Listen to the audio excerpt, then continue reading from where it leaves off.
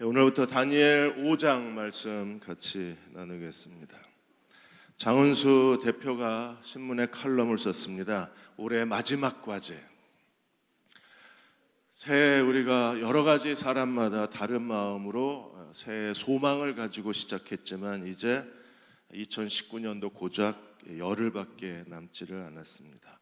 온 힘으로 한 해를 버텨왔는데 이제 마지막 남은 시간에 해야 될 올해 마지막 과제는 과연 무엇일까? 기업들과 회사에서는 여러 성공에 대한 케이스 스터디를 합니다. 성공한 사람들을 분석하고 어떻게 성공했나를 배워서 새해에는 성공의 삶을 살기를 기대합니다. 그러나 성공한 사람들에게 무언가를 배운다고 해도 여전히 그 사람만 성공한 거지 나에게는 여전히 실패만 되풀이된다고 했습니다. 그래서 오히려 올해 마지막 남은 과제는 자신의 실패에서 무언가를 배우는 사람이 새해를 자신의 소망대로 시작할 수 있다고 했습니다. 다른 사람의 성공에서 무언가를 배우는 게 아니라 자신의 실패에서 무언가를 배우는 사람이 되었으면 좋겠다고 했습니다. 우리는 다니엘서에서 느부갓네살 왕에게 그리고 오늘 5장의 벨사살 왕의 그 왕들의 실패를 통해서 하나님이 우리에게 어떻게 살기를 원하시는가를 배우고자 합니다. 다니엘서 1장에서 4장까지의 주인공은 느부갓네살 왕이었어요. 하나님이 느부갓네살 왕을 통해서 우리들에게 그리스도인은 어떻게 살아야 되는가를 보여주셨습니다. 그리고 오늘 바벨론 제국의 마지막 왕 벨사살을 통해서 우리가 어떤 마음으로 살아가야 하는가를 한 번 더 강조해서 가르쳐주고 계십니다. 느부갓네살 왕으로부터 벨사살 왕까지 느부갓네살 왕이 43년을 통치하고 그가 죽은 뒤에 바벨론 제국은 25년 만에 벨사살 왕을 마지막 왕으로 해서 제국의 역사가 끝납니다. 느부갓네살의 아들 에윌 무로딕 왕이 즉위하고 그가 이복 형제 네리글리사르 왕에게 살해를 당합니다. 그리고 4년 통치한 다음에 라바시 마르독 그의 아들이 그 왕위에 올랐다가 한 달 만에 반란으로 쫓겨납니다. 그리고 나보니두스 왕이 바벨론 제국을 지배하게 됩니다. 이 나보니 부스 왕은 전쟁 왕입니다. 그래서 그가 17년 통치하는 동안에 거의 10년을 전쟁터에서 살았어요. 나라는 누가 다스렸을까요? 그의 아들 벨사살이 바벨론 제국을 다스렸습니다. 벨사살의 이름의 뜻은 바벨론 신이 바벨론을 보호하신다는 뜻을 갖고 있는데 또 다른 뜻은 벨사살 그 왕이 바벨론을 지키고 보호한다는 이름을 가지고 있습니다. 자신을 스스로 절대 권력화했던 왕이 벨사살 왕이었습니다. 이 다니엘서 5장의 벨사살 왕의 이름이 고고학적 자료에 의해서 밝혀지고 그가 실제 인물이라는 사실이 알려지게 됐어요. 그전에는 벨사살은 가공의 인물이라고 생각을 했습니다. 그런데 1854년에 영국의 고고학자 테일러 박사가 이 바벨론 지역, 이라크 남부 지역을 그가 발굴하다가 고대 바벨론어로 기록된 비문을 몇 개 찾아냈는데 그 비문 중에 하나에 이렇게 써 있어요. 나보니두스 왕과 그의 아들 벨사살을 위한 기도문. 그래서 이 나보니두스 왕의 아들 벨사살이 실제 인물이라는 사실이 알려지게 됐습니다. 오늘 이 벨사살 왕에게 어떤 일이 일어났을까요? 오늘 벨사살 왕이 등장하자마자 오늘 바벨론 제국의 마지막 운명의 날이 마지막 밤 이야기가 오늘 5장에 기록이 되어져 있어요. 이 장에서 하나님은 느부갓네살에게 거듭해서 말씀하셨습니다. 하나님이 인간 나라를 통치하시고 하나님이 인간 나라 왕을 세우시는 절대자이심을 그에게 가르치셨어요. 그러므로 바벨론 제국과 느부갓네살 왕과 그의 자녀들은 하나님이 인간 나라를 통치하시는 절대 통치자이시며 사람의 왕을 세우기도 하시고 폐하시는 전능하신 하나님이심을 그들이 알았습니다. 근데 오늘 벨사살이 그 하나님께 대하여 어떻게 행동했을까요? 5장 1절에 보시면 벨사살 왕이 그의 귀족 1000명을 위하여 큰 잔치를 베풀고 그 1000명 앞에서 술을 마셨습니다. 벨사살이 그의 귀족 1000명을 초대해서 바벨론 궁에서 큰 잔치를, 연회를 열었어요. 그 연회는 거대한 술잔치였었습니다. 왜 이 벨사살이 이 귀족 1000명과 더불어 이 대규모 파티를 연 이유가 어디 있을까요? 하나의 정치 쇼입니다. 지금 그의 아버지 나보니두스 왕이 그가 메데 페르시아 군대하고 전쟁을 일으켜서 메데 페르시아 전쟁에게 아버지 나보니두스가 크게 패전을 해요. 그리고 메데 페르시아 군대가 지금 바벨론 성을 에워싸고 있습니다. 국가의 위기 상황입니다. 그러나 바벨론 성은 굉장히 견고했습니다. 이중 성벽으로 되어져 있을 뿐 아니라 그 안에 식량이 풍부했기 때문에 적군이 오랫동안 포위한다고 해도 바벨론 성은 크게 위험하진 않습니다. 더군다나 유프라테스 강이 그 바벨론 성 가운데를 흐르고 있었기 때문에 물 걱정도 없습니다.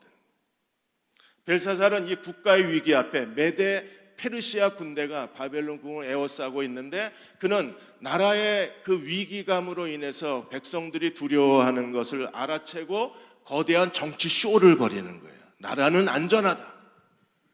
국가의 위기가 아니다.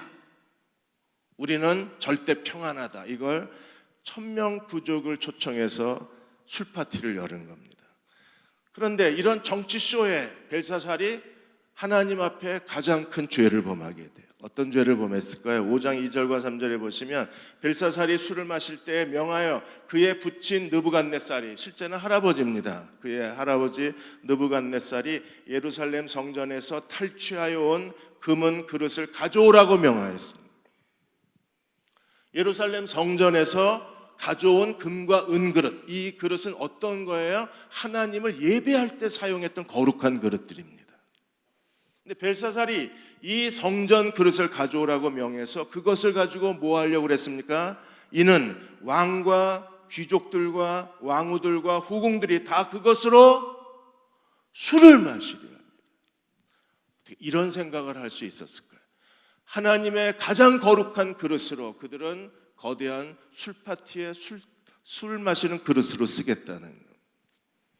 그리고 실제로 그렇게 했습니다. 3절에 이에 예루살렘 하나님 전 성소 중에서 탈취하여 온 금그릇을 가져오매 왕이 귀족들과 왕후들과 후궁들과 더불어 그것으로 술을 마셨습니다. 이 죄는 하나님을 모욕하고 하나님을 모독한 죄였어요. 그래서 신학자, 구약 신학자 윌리엄스는 이렇게 말합니다. 하나님은 이미 성전을 버리셨고 성전을 버리셨다면 그 성전의 그릇들도 이미 버림받은 그릇들인데 하나님이 그 성전 그릇으로 술을 마셨다고 하나님께서 벨사살과 바벨론에게 진노하신 이유가 무엇인가? 왜 하나님이 진노하셨습니까? 그 그릇을 술 먹는 데 사용한 것은 하나님의 이름을 모욕한 행위요 하나님을 무시한 행위이기 때문에 하나님이 그 죄에 대하여 벨사살을 심판하셨다고 했습니다. 하나님의 그릇을 그들의 자신들의 쾌락과 술 먹는 데에 사용했다면 그것은 그 그릇의 주인이신 하나님을 모독하고 하나님을 무시한 행위가 되는 거예요. 더군다나 그 하나님의 성전 그릇으로 술을 마셨을 뿐 아니라 5장 4절에 보시면 술 마시고는 어떻게 했습니까? 금과 은과 구리수의 나무, 돌로 만든 그들의 우상을 경배하고 우상을 숭배했습니다.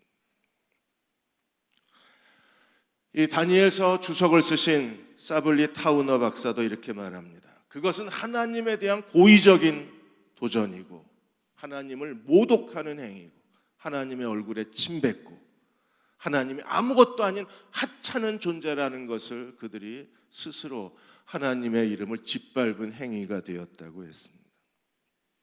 하나님은 1장 2절에 하나님께서 느부갓네살 왕에게 왕과 귀족과 그리고 왕족들 그리고 성전 기구 얼마를 가져가게 하셨어요.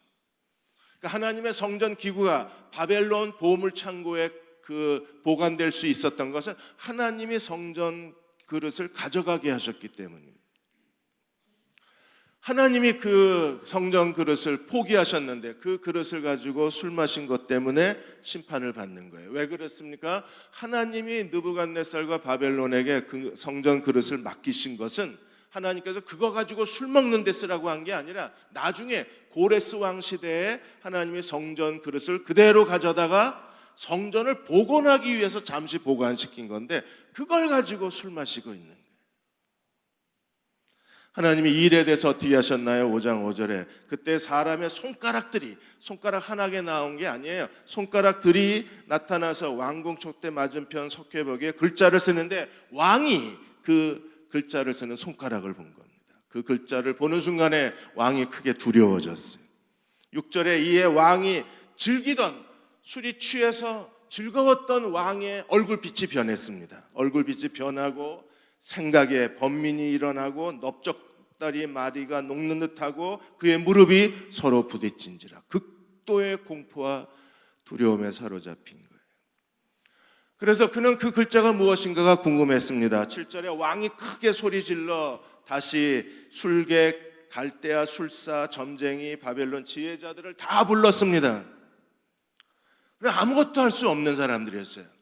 이미 느부갓네살 왕이 꿈을 꾸고 이 지혜자, 점장이, 술사를 다 불러서 꿈과 해석을 내놓으라고 했지만 그들은 무능한 사람들이었어요. 다시 벨사살이 이 지혜자들을 부르고 점장이들을 부르고 박사들을 부르고 그 글자를 해석하라고 했지만 아무도 해석하지 않았어요. 해석만 하면 굉장히 큰 보상이 기다리고 있었습니다. 7절에 보시면 자주색 옷을 입히고, 자주색 옷은 왕이 입는 옷이에요. 왕이 입는 옷을 입히겠다는 겁니다. 금사슬을 그의 목에 걸어주겠다고 했습니다. 나라의 셋째 치리자를 삼겠다고 했습니다. 도전해 볼 만하지 않습니까? 인생에 대박이 터지는 사건입니다. 그런데 누구도 글자를 해석하지 못했어요. 그래서 9절에 벨사살이 다시 얼굴이 크게 번민하고 얼굴빛이 변하고 귀족들도 다 놀라서 두려움에 사로잡힐 수밖에 없었습니다.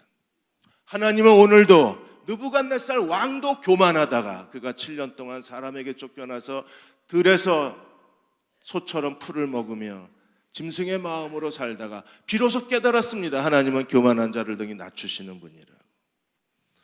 근데 그의 손자 벨사살이 또다시 하나님 앞에 교만하다가 하나님의 심판을 받고 말았습니다.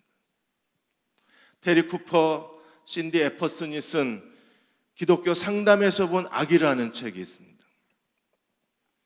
이 책에서 모든 죄의 시작이 교만이라고 설명하고 있어요. 교만은 모든 죄가 있는 상자의 덮개와 같다 그랬어요.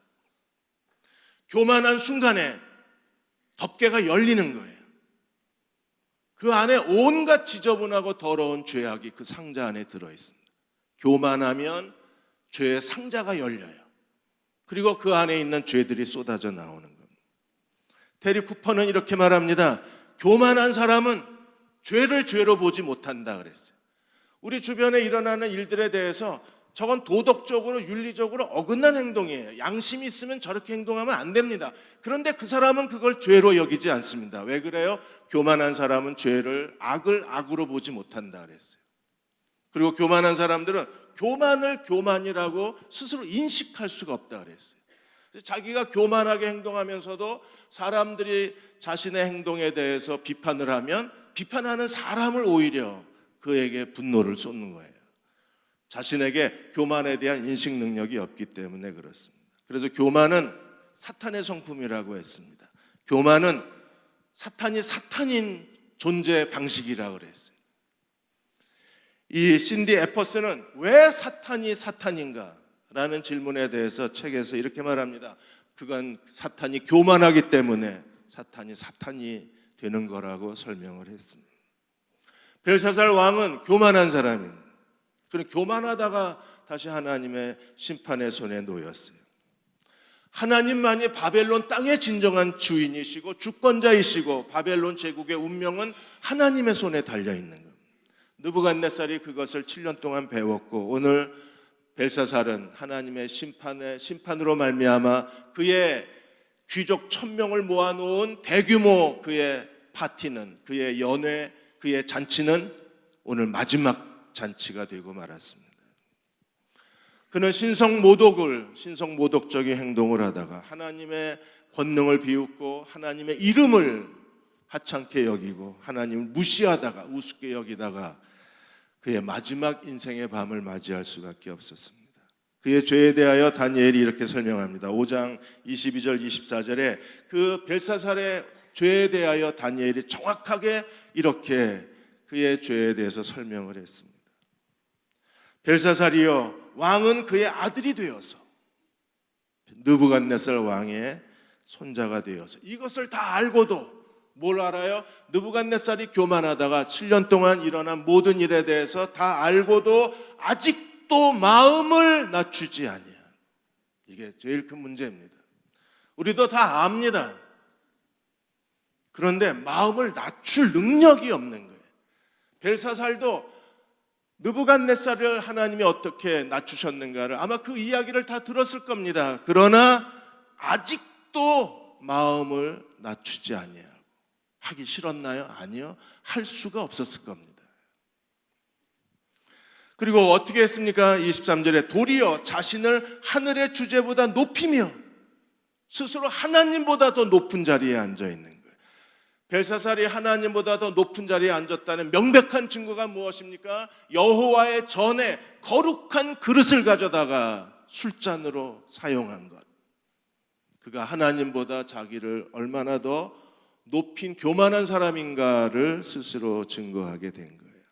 그래서 다니엘도 이렇게 말합니다. 그의 성전 그릇을 왕 앞으로 가져다가 왕과 귀족들과 왕후들과 후궁들이 다 그것으로 술을 마시고, 또 왕이 보지도 듣지도 알지도 못하는 금은 구리 쇠 나무 돌로 만든 신상들을 찬양하고 하나님의 성전을 무시하고 돌로 만든 우상 앞에 절하고, 도리어 왕의 호흡을 주장하시고 왕의 모든 길을 작정하시는 하나님께는 영광을 돌리지 아니한지라.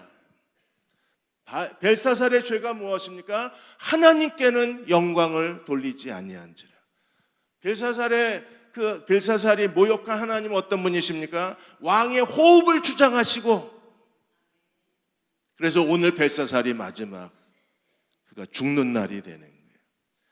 그리고 왕의 모든 길을 작정하시는 하나님, 바벨론 제국의 마지막 날, 이제 메데 페르시아 제국 시대가 열리는 겁니다. 하나님은 오늘 우리의 호흡을 주관하시는 하나님이십니다. 우리의 모든 길을 작정하시는 하나님이십니다. 그러므로 하나님께 영광을 돌리는 삶을 살아야 합니다. 고린도전서 10장 31절에 바울도 이렇게 말했습니다. 그런즉 너희가 먹든지 마시든지 무엇을 하든지 다 하나님의 영광을 위하여 하라. 먹는 것도 하나님의 영광을 위해서, 마시는 것도 하나님의 영광을 위해서, 우리가 일하고 만나고 쉬고 하는 인간의 모든 일상생활에서 우리가 하나님 앞에 힘써 구해야 할 가장 중요한 거룩한 삶의 본질이 무엇입니까? 하나님께 영광을 돕니다. 누가복음 17장에 예수님이 10명의 나병 환자를 치유해 주셨습니다. 10명의 나병 환자가 다 치유를 받았습니다. 근데 어떤 일이 벌어졌나요? 누가복음 17장 15절에 그 중에 한 사람이 자기가 나은 것을 깨달았습니다. 10명이 다 치유를 받았는데 그 중에 한 사람이 자기가 나은 것을 보고 어떻게 했습니까? 집으로 달려갔나요? 여보, 나 다 나았어, 이렇게 소리 지었나요? 제사장에게 가서 자기가 나은 것을 증명했나요? 아니요. 큰 소리로 하나님께 영광을 돌리며 돌아와. 10명 중에 한 사람만 돌아왔어요. 그리고 16절에 예수의 발 앞에 엎드려 감사하니 그는 사마리아 사람이라. 그러자 예수님이 그 광경을 보시고 10사람이 다 깨끗함을 받지 아니하였느냐? 9은 어디 갔느냐? 하나님께 영광을 돌리고 돌아와 감사한 사람은 단 한 사람, 사마리아 사람, 이방인이었어요. 그래서 18절에 이 이방인 외에는 하나님께 영광을 돌리러 돌아온 자가 없느냐? 하나님께 영광을 돌리기 위하여 돌아온 사람이 한 사람밖에 없느냐? 오늘도 하나님은 하나님께 영광을 돌리러 돌아온 자를 찾고 계신지 모릅니다. 우리가 가진 것은요 다 그분이 주신 거 아닌가요? 우리가 살아있는 것도 다른 사람과 비교해서 재능을 주신 것도 지금 내가 소유하고 있는 모든 것, 내가 가지고 있는 모든 것 다 하나님이 주신 것이라면 마땅히 우리는 그것을 가지고 하나님께 영광을 돌려야 할 것입니다. 사마리아 사람이 하나님이 예수님께서 자기를 고쳐주신 것을 알고 하나님께 영광을 돌리러 돌아왔습니다. 그러자 어떻게 하셨어요? 19절에 그에게 이르되 일어나 가라, 내 믿음이 너를 구원하였느니라. 그는 나병에서 건강한 몸을 하나님의 치유를 받았을 뿐 아니라 더 큰 선물을 받았습니다. 내 영혼이 구원을 받았느니라. 청춘아 겁먹지 마라는 책을 김세진 목사님이 쓰셨어요. 김세진 목사님은 여기 대전 충남 지역 학복협 그 지도 목사이셨습니다. 청춘아 겁먹지 마라. 하나님이 우리 편이다. 하나님은 끝까지 우리를 도우시고 마침내 복을 주시는 분이시다. 그래서 이 책을 쓰게 되었어요. 그 책에서 테너 배재철 님의 이야기를 그 책에 실었습니다. 저도 언제 한번 설교 때 이 테너 배재철에 대한 이야기 간증을 들려드린 적이 있습니다. 더 타임즈에서 이 테너 배재철에 대해서 100년에 한 번 나올 만한 목소리를 가진 사람이라 그랬어요. 100년에 한 번 나올 만한 그런 목소리를 가진 최고의 테너라고 인정을 받았습니다. 그러니까 이탈리아에 유학을 가고 베르디 국립음악원을 수석 졸업하고 지금까지 독일의 그 자르브르켄 주립극장에 동양인이 한 사람도 들어간 적이 없어요.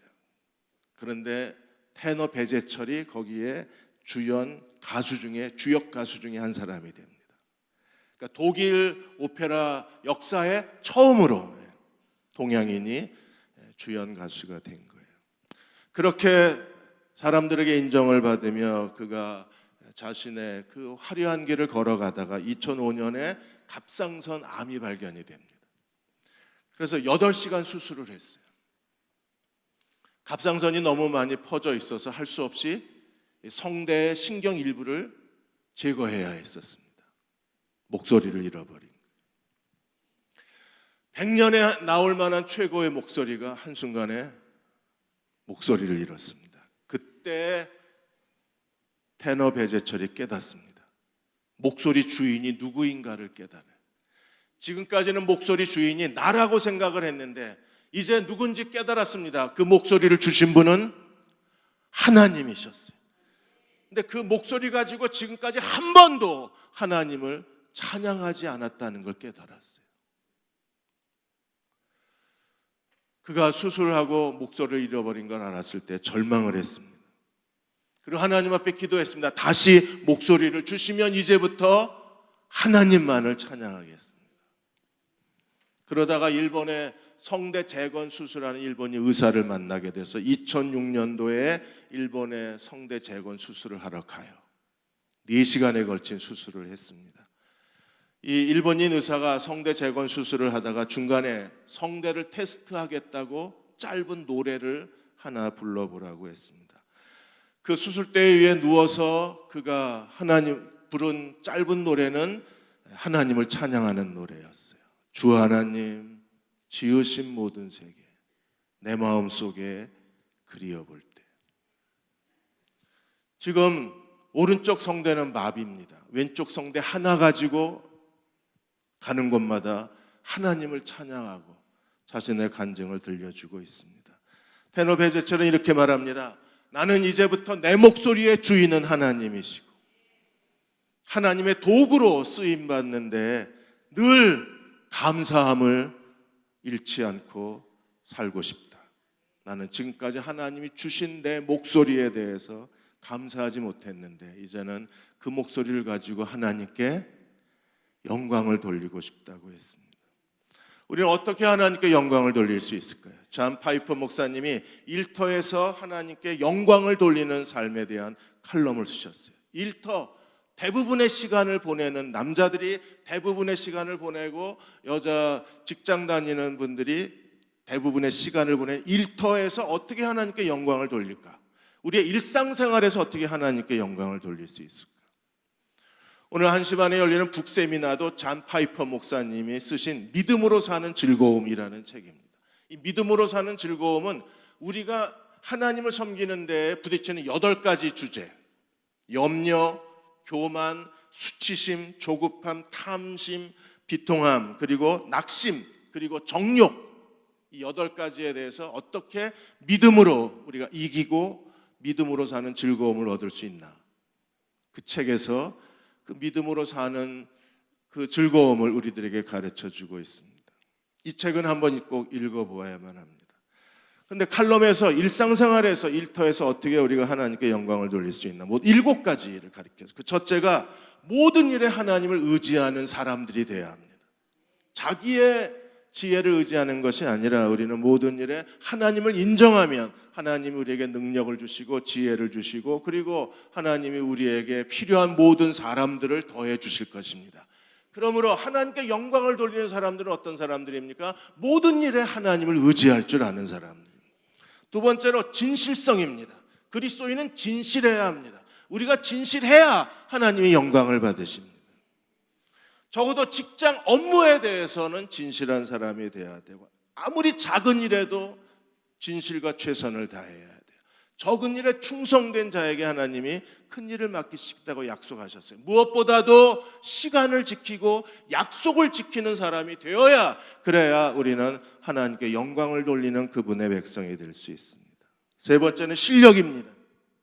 아무리 진실해도 실력이 없으면 그 사람들에게 피해를 주는 사람이에요.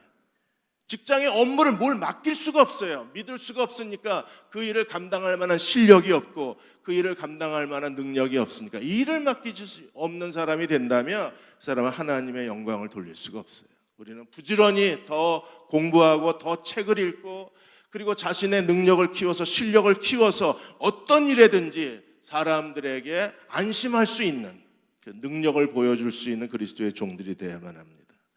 네 번째로 영향력 있는 회사를 다니고 영향력 있는 일을 해야 합니다. 어떤 회사들은 환경을 파괴하고, 그리고 가난한 사람들을 착취하고, 그리고 사람들에게 진정한 부를 나눠주지 못합니다. 그런 회사에 다니면서 시간을 허비할 것이 아니라 오히려 환경을 보존하고 인간다움을 만들어주고, 그리고 가난한 사람들에게 생명을 나누어 줄 수 있는 그런 회사에서 일할 수만 있다면 우리는 그 회사의 일을 통해서 하나님께 영광을 돌릴 수 있습니다. 다섯 번째로 하나님께 영광을 돌리는 사람이 되려면 의사소통이 뛰어난 사람이 되어야 합니다. 결국 직장생활은 대인관계입니다. 교회도 대인관계입니다. 가족도 대인관계입니다. 이 대인관계의 가장 중요한 것은 언어 능력입니다.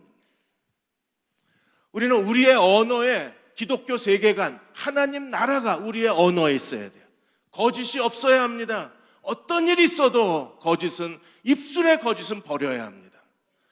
그리고 사람들에게 덕이 되는 말을 해야 합니다. 덕이 된다는 건 뭐예요? 그 사람에게 오히려 사람들에게 희망을 주고, 사람들에게 즐거움을 주고, 그리고 사람들에게 호감을 줄 수 있는 말을 해야 합니다. 어떤 사람하고 대화하면 마음이 자꾸 시들어져 가는 걸 느낍니다. 그러나 어떤 사람과 대화하면 시들어져 가는 마음도 다시 살아나는 걸 경험해요.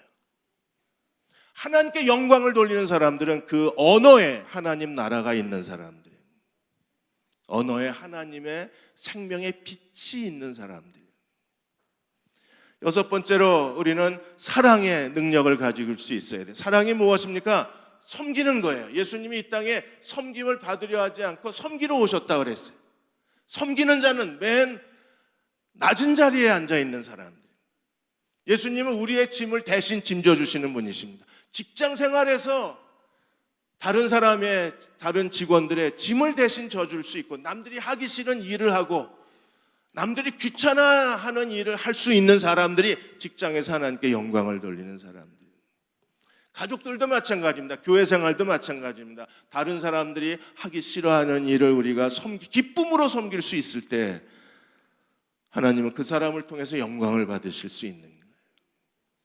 마지막으로 감사가 있어야 합니다. 사람들과 어울려서 우리가 살다 보면 어느 사이에 자기도 모르게 비판하게 되고 불평하게 되고 그리고 여러 가지 좋지도 않은 소문에 휩싸일 때가 많이 있습니다.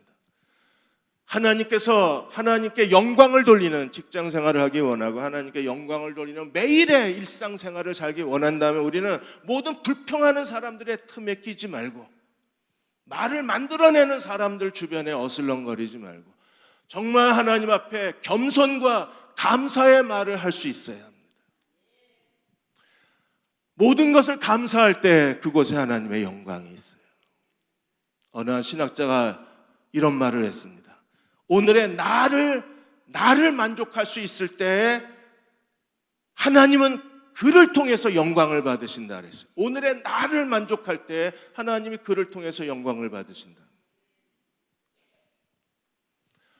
어떻게 오늘의 나를 만족할 수 있나요? 오늘의 내가 서 있는 이 자리, 지금의 만족하십니까? 만족할 수 있을까요, 우리가? 저는 이 나이가 돼도 여전히 자기 자신에게 만족할 수 없습니다. 근데 만족하면 하나님의 영광이 된대요. 무슨 말입니까?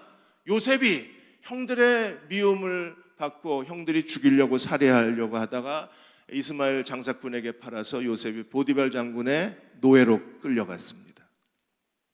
만족해야 합니다. 왜요? 만족할 수밖에 없습니다. 왜냐하면 그 보디발 장군의 집에서 그를 바로 앞에 세울 술 맡은 관원장을 만나게 되고 형들이 팔아서 보디발 장군의 집에 끌려갔을 때 바로 그 애굽 땅이 요셉의 생애를 펼칠 하나님의 거대한 무대였기 때문에 요셉은 만족해야 했었어요. 근데 요셉은 만족했습니다. 그는 자신을 거부하거나 자신을 불평하거나 자신에 대해서 아쉬운 소리 하지 않았어요. 그가 노예와 죄수로 있는 시간 동안에 딱 한 번 술 맡은 관원장에게 자기의 하소연한 것 외에는 그래도 인간이니까 섭섭한 얘기는 할 수 있잖아요. 인간이니까 억울한 말은 할 수 있습니다. 그가 술 맡은 관원장에게 단 한 번 한 말이 뭐예요? 내가 억울하게 여기에 잡혀왔으니까 바로 왕에게 자기의 억울함을 풀어달라는 얘기를 술 맡은 관원장에게 딱 한 번 했습니다. 하나님이 그 말을 안 들어주신 게 얼마나 감사해요. 그러므로 하나님께 영광을 돌리는 사람들은 오늘 내가 서 있는 이 자리에서 하나님께 감사하는 사람들입니다. 만족하는 사람들. 왜요? 하나님은 나의 호흡을 주장하고 내 인생의 길을 작정하고 계신 하나님이시기 때문에 우리가 온전히 그분께 맡기면 그분이 내게 가장 좋은 길을 이끌어 주시는 하나님이시기 때문입니다. 성탄절 예수님이 이 땅에 오신 목적이 무엇입니까? 천사들이 어떻게 찬양했나요? 누가복음 2장 14절에 지극히 높은 곳에서는 하나님께 영광이요 땅에서는 그의 기뻐하심을 입은 자들 중에 평화로다. 예수님도 하나님께 영광이 되시기 위해서 이 땅에 오셨다면 오늘 우리도 날마다 하나님께 영광을 돌려드리는 그분의 종들이 되어야 합니다.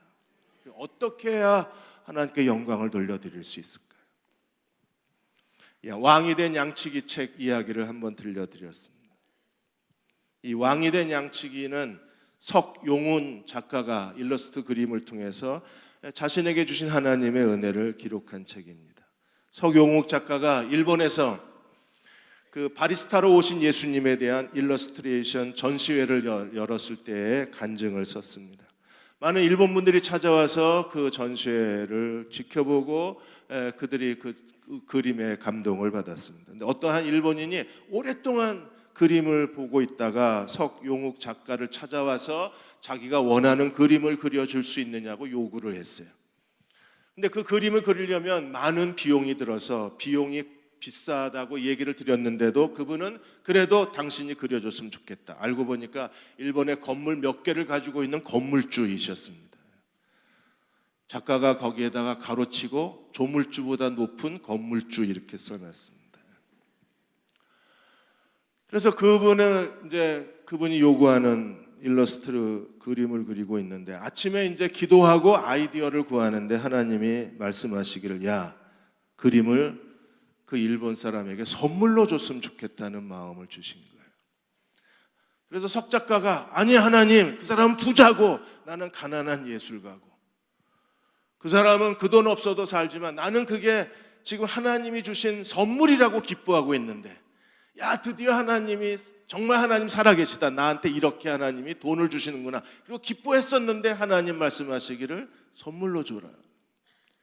하나님 안 됩니다, 싫습니다, 못합니다, 절대 안 됩니다, 나 이 돈 필요합니다. 근데 기도할 때마다 하나님이 그냥 선물로 줘라. 하나님 왜 그렇게까지 해야 되는지 내게 말씀해 주십시오. 그러자 하나님이 응답하시기를 모든 사람에게 내 사랑이 필요한데 네 그림이 내 사랑을 전달해 주는 도구가 됐으면 좋겠다, 네 그림이. 그래서 결국 투덜거리며 순종을 했습니다. 그리고 그림을 그려서 그 일본 건물주 그 사람에게 줬더니 이 사람이 너무나 기뻐하는 겁니다. 왜? 그 비싼 돈으로 계약을 했는데 그 돈을 받지 않고 그냥 그림을 선물로 주겠다 그러니까 왜 이걸 나한테 선물로 주느냐. 그러자 성영욱 작가가 말했습니다. 하나님이 당신에게 선물로 주라고 하셨다. 당신이 하나님의 사랑을 알게 되기를 원하고 계신다. 내가 당신에게 준 선물보다 더 큰 사랑을 하나님이 당신에게 주실 수 있다. 그래서 일본 건물주가 그 이야기를 듣고 이 그림도 감사하고 당신을 통해서 하나님이라는 친구를 알게 돼서 감사하다. 내가 그 하나님을 잘 알아보겠다. 순종하실 수 있나요? 하나님이 축복으로 야 드디어 이제 하나님이 나한테 필요한 돈을 주시는구나 기뻐했는데 하나님 말씀하시기를 그냥 선물로 줘라 할 수 있나요? 그러나 우리가 그 재능은 내 것이 아니라 하나님이 주신 것이기에 하나님이 주신 재능으로 그린 그림 주인이 누굽니까? 하나님이십니다. 그분이 주라 그러면 줄 수밖에 없어요. 아니 줘야 됩니다. 왜요? 그분이 주인이시니까. 그곳에 하나님의 영광이 있습니다.